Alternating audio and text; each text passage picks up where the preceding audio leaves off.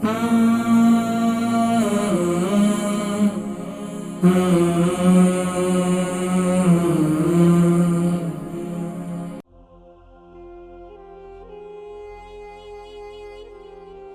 है काफी अरसे से, और इसी तरीके से इनको ब्लड प्रेशर भी है, हाई ब्लड प्रेशर भी है। जी अस्सलाम वालेकुम व रहमतुल्लाहि व बरकातहू। अस्सलाम वालेकुम। वालेकुम अस्सलाम व रहमतुल्लाहि व बरकातहू। नाम, उम्र, वजन, शहर? मेरा नाम जुबैदा भट्ट है।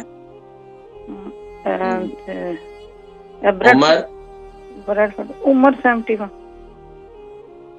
उम्र 71 माशाल्लाह। वजन? वजन का पता नहीं है, काफी अरसे से डॉक्टर के पास गए ही नहीं है। तकरीबन क्या कितना वजन होगा? 70 से 70 प्लस होगा? हाँ जी, 70 से ऊपर है। 70 से ऊपर है। Long time.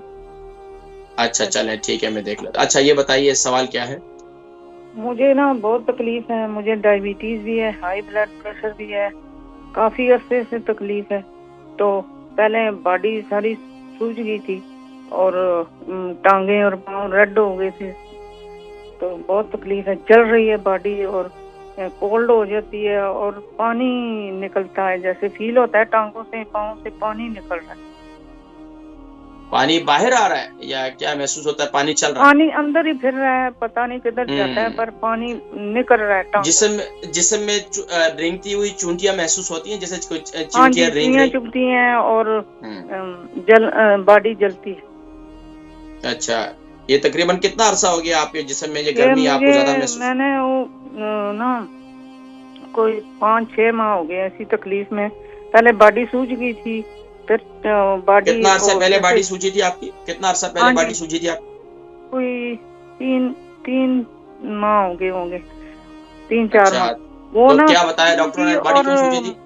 डॉक्टर ने कुछ नहीं किया ना, दवाई नहीं दे रहे, और जो दवाई देते हैं वो उनसे डबल तकलीफ होती है। तो आपको क्या महसूस हुआ कि पेशाब की तकलीफ थी?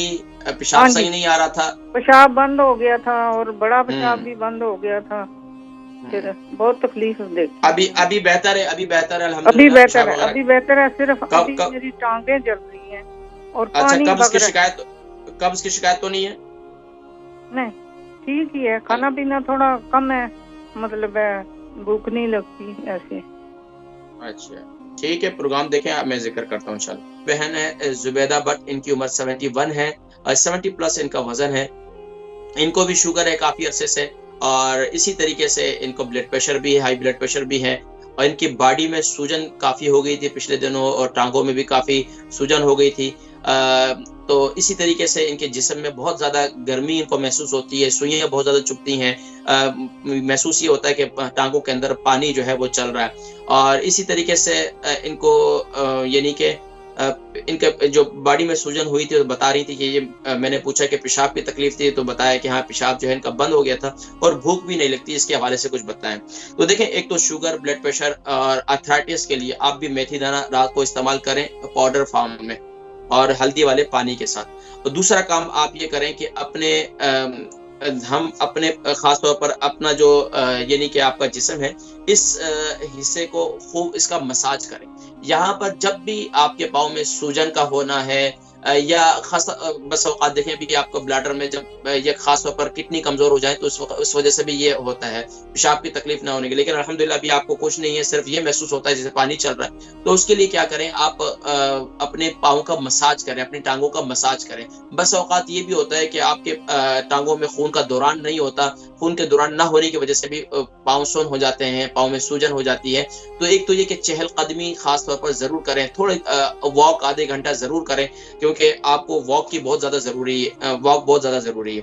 अच्छा, तो इसके अलावा क्या करें कि आप 2-3 दफा हफ्ते में 2-3 दफा गर्म पानी, नमक जो है वो तकरीबन 2 किलो पानी ले लें, उसके अंदर तकरीबन 10 टेबल स्पून आप उसमें पिंक साल्ट डाल दें, उस पानी को खूब अच्छी अच्छा इसमें आप राई का पाउडर भी डाल दें, राई का पाउडर तकरीबन 2 टेबल स्पून उसमें डाल दें। राई जो मिलती है, छोटी छोटी राई होती है जो अचार में डालते हैं हम, उसका 2 टेबल स्पून आप उसके अंदर वो भी डाल दें, और उस पानी को खूब अच्छी तरीके से उबालें, और 1.5 किलो रह जाए तो उसे उतार लें और उसके अंदर इसको थोड़ा सा आप ये नहीं कि इसके अंदर और पानी भी शामिल कर सकते हैं, लेकिन बेहतर है कि ना करें, थोड़ा सा इंतजार कर लें जब नीम गर्म हो, इतना हो कि आप उसमें पाँव रख सके। तो हफ्ते में 2-3 दफा आप ये भी करें, इससे इंशाल्लाह। और उसके बाद क्या करें, जब पाँव निकाल लें तो अपने तौलिए से अपने पाँव को खुश कर लें, ड्राई कर लें, और उसके बाद अपने पाँव का जैतून के तेल से मसाज करके पाँव में सूती जराबे, जिसे कॉटन के सॉक्स कहते हैं, कॉटन के सॉक्स खालिस कॉटन होने चाहिए, उसमें पॉलिस्टर नहीं होना चाहिए, क्योंकि आप इसको पहन के भी सो जाए तो कोई हर्ज नहीं होगा। लेकिन मना तो करते हैं, उस्ताद हकीम भी फरमाया करते थे कि जराबे पहन के नहीं सोना चाहिए, लेकिन वो नायलून के सॉक्स होते थे। हमारे अक्सर लोग नायलून के सॉक्स ही पहनते हैं, तो खासतौर पर कॉटन के सॉक्स इस मुल्क के अंदर कोई, हाँ अगर आपका कमरे के रूम टेम्परेचर बहुत ज्यादा हाई रहता है, बहुत गर्मी रहती है, फिर तो आपको ये भी बड़ा मुश्किल हो जाएगा। लेकिन अगर आपको दिन के अंदर ये करना चाहें तो दिन के अंदर कर ले, रात को ना पहन। तो कॉटन के सॉक्स पहनना कोई इसमें कोई मुजाहिके की बात नहीं। खासतौर पर हमारे अक्सर बुजुर्ग जो है, उनके पाँव में रात को वक्त में बहुत ज्यादा ठंडक महसूस होती है, तो वो इस तरीके से कर सकते हैं, कोई हद नहीं, रात को जैतून का तेल के मसाज करके पाँव सॉक्स पहनकर सो जाए। और दूसरा ये करें कि आपको अगर पेशाब में अभी आपको भूख नहीं लगती है तो उसके लिए मेरा कहवा इस्तेमाल करें।